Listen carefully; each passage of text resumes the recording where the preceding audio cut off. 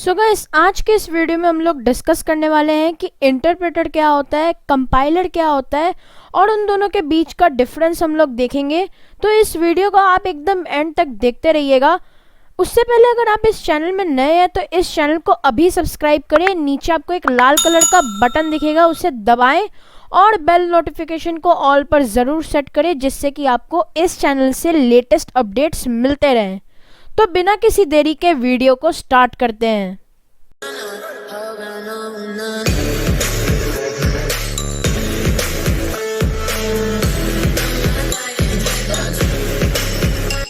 So guys, एक computer basically लो level programming language को समझता है, जो कि कुछ इस तरीके से होता है। 0101 के स्ट्रिंग्स में होता है, बाइनरी सिस्टम में लिखा हुआ रहता है।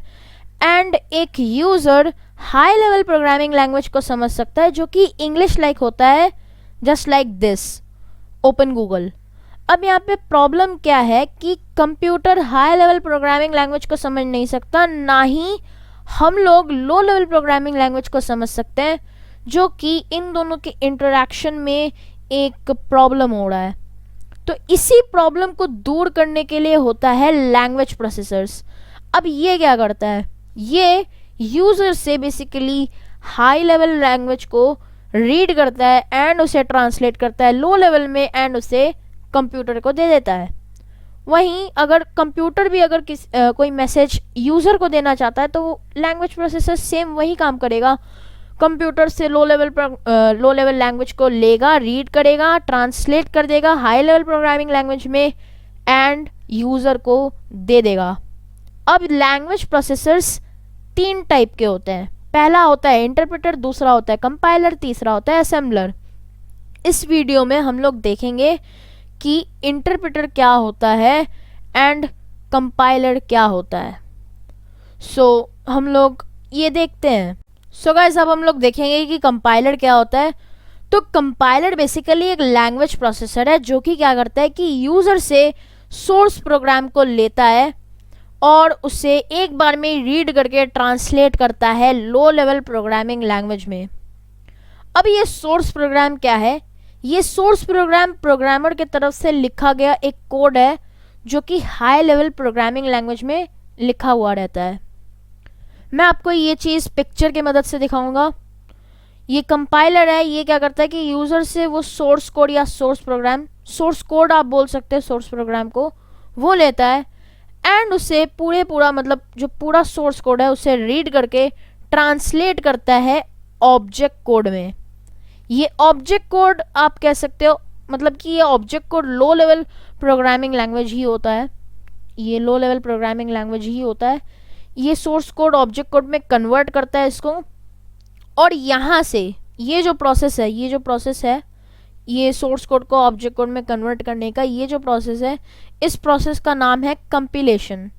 ये जो कंपाइलर के मदद से पूरा सोर्स कोड ऑब्जेक्ट कोड में कन्वर्ट होता है, ये होता है, इस प्रोसेस को हम लोग कहते हैं कंपिलेशन। अब जैसे ही ऑब्जेक्ट कोड में बन गया, यहाँ से शुरू होता है एग्जीक्यूशन का प्रोसेस। ये ऑब्जेक्ट कोड जाता है कंप्यूटर के पास, कंप्यूटर इस ऑब्जेक्ट कोड को रीड करता है एंड इस प्रोग्राम को उसके बाद एग्जीक्यूट करता है। मैं आपको पिछले पेज में ले जाऊंगा, जहाँ पे मैंने लिखा है कि ये जो प्रोसेस है सोर्स कोड को ऑब्जेक्ट कोड में कन्वर्ट करने का, कंपाइलर की मदद से, इस प्रोसेस को हम लोग कहते हैं कंपाइलिंग ए प्रोग्राम, कंपिलेशन भी बोलते हैं। पूरा प्रोग्राम तभी एग्जीक्यूट होगा जब कंपिलेशन का प्रोसेस सक्सेसफुली कंप्लीट होगा। अगर कंपिलेशन प्रोसेस में कोई एरर होता है तो प्रोग्राम ऑब्वियसली एग्जीक्यूट नहीं होगा। अब कंपाइलर कौन से प्रोग्रामिंग लैंग्वेज में यूज़ होता है? सी में यूज़ होता है, C++ और जावा में। अब हम लोग देखेंगे इंटरप्रेटर को। सो गाइस, अब हम लोग देखेंगे कि इंटरप्रेटर क्या है। तो कंप्यूटर साइंस की भाषा में इंटरप्रेटर एक कंप्यूटर प्रोग्राम है, जो कि क्या करता है कि सोर्स प्रोग्राम को डायरेक्टली एग्जीक्यूट करता है बिना उसे कंपाइल किए। अब इसका क्या मतलब है, ये मैं एक पिक्चर की मदद से समझाऊंगा। इंटरप्रेटर क्या करता है कि यूज़र से वो सोर्स कोड को लेता है। अब यहाँ पे एक ट्विस्ट है, ये क्या करता है कि ये हर एक लाइन ऑफ सोर्स कोड को ऑब्जेक्ट कोड में कन्वर्ट करता है। ये मतलब एक बार में पूरा प्रोग्राम एग्जीक्यूट नहीं करता है, मतलब एक बार में पूरा प्रोग्राम ऑब्जेक्ट कोड में नहीं कन्वर्ट करता है। ये क्या करता है कि एक बार में एक लाइन को सोर्स कोड को ऑब्जेक्ट कोड में कन्वर्ट करता है। ये एक बार में सिर्फ एक लाइन को सोर्स कोड से ऑब्जेक्ट कोड में कन्वर्ट करता है। यहाँ पे लाइन बाय लाइन कन्वर्जन होता है, यहाँ पे लाइन बाय लाइन कन्वर्जन होता है। और ये है पहला डिफरेंस कंपाइलर का, मतलब इंटरप्रेटर और कंपाइलर का, दोनों का।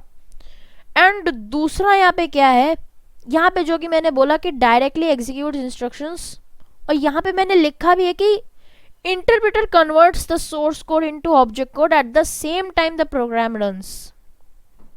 तो जैसे ही हम लोग प्रोग्राम को रन करते हैं, एग्जीक्यूशन का जो प्रोसेस है वो शुरू हो जाता है, एग्जीक्यूशन का प्रोसेस शुरू हो जाता है, उसी के साथ साथ ये जो कन्वर्जन का प्रोसेस है वो भी स्टार्ट हो जाता है। दोनों प्रोसेस क्या होता है, एक संग चलता है, दोनों प्रोसेस एक साथ चलता है। कंपाइलर में क्या था कि कंपिलेशन के बाद एग्जीक्यूशन होता था, यहाँ पे क्या होता है, कन्वर्जन के साथ एग्जीक्यूशन होता है।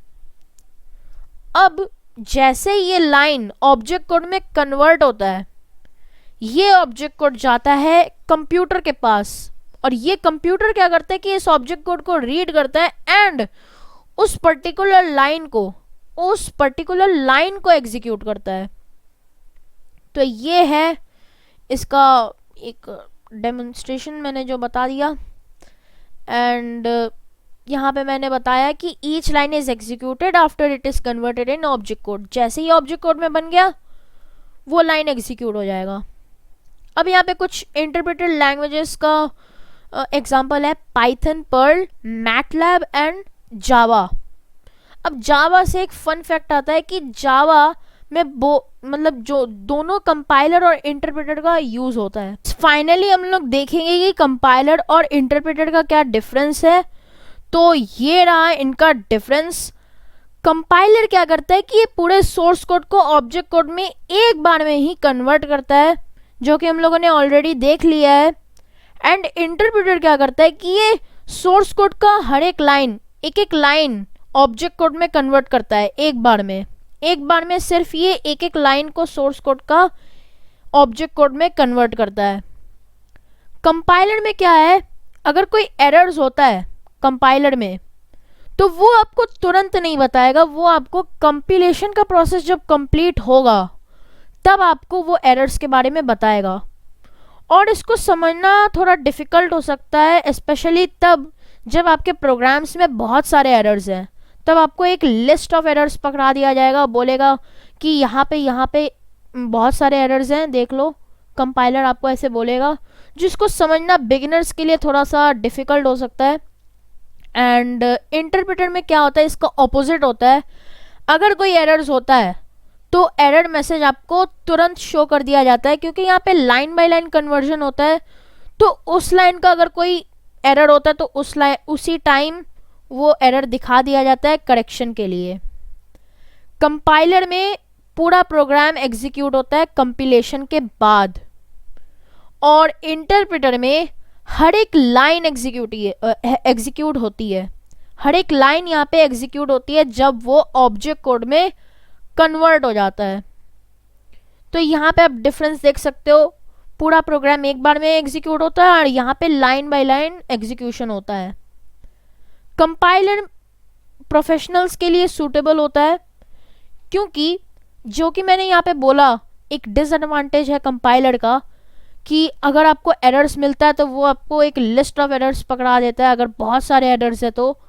और ये चीज़ बिगिनर्स के लिए समझना थोड़ा डिफ़िकल्ट होता है, बट जो प्रोग्रामिंग जानते हैं पहले से तो वो प्रोफेशनल्स जो है वो उस एरर्स को समझ सकते हैं। इंटरप्रेटर में क्या होता है कि ये बिगिनर्स के लिए आसान है, क्योंकि मैंने बोला कि एरर मैसेज आपको तुरंत शो कर दिया जाता है हर एक लाइन के लिए। तो ये एक डिफरेंस है। एंड उम्मीद है आपको ये वीडियो अच्छी लगी होगी। अगर आपको ये वीडियो अच्छी लगी होगी तो इस वीडियो को लाइक करिएगा, शेयर करिएगा एंड कमेंट तो ज़रूर करिएगा, एंड इस चैनल को सब्सक्राइब ज़रूर करिएगा। तो मैं मिलूँगा आपको नेक्स्ट वीडियो में, तब तक के लिए बाय।